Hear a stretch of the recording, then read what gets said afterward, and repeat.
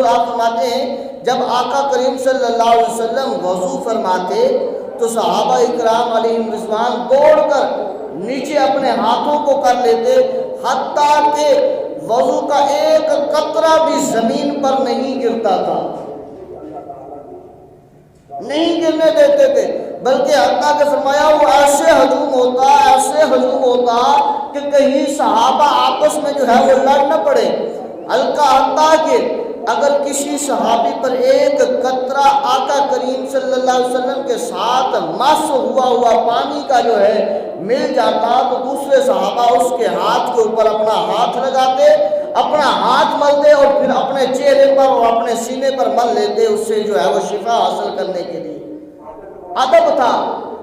اور اسی طرح فرمایا جاتا ہے کہ آقا کریم صلی اللہ علیہ وسلم جب بال مبارک بنواتے حجام سے تو اس وقت صحابہ اکرام جو ہے وہ دوڑ کر اپنے ہاتھوں کو نیچے کر لیتے اور آقا کریم صلی اللہ علیہ وسلم کا بال مبارک زمین پر گرنے نہیں دیتے تھے، جیسا بال مبارک آقا کریم صلی اللہ علیہ وسلم کا ان کے ہاتھ میں آتا اور اس کی قدر کرتے،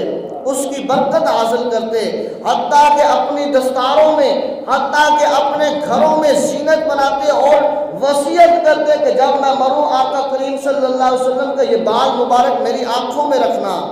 میرے منہ مبارک میرے لبوں پر رکھنا، کیوں مجھے آقا کریم صلی اللہ علیہ وسلم کی اس بال مبارک کی برکت سے اللہ رب العزت میری بخشش فرما دے۔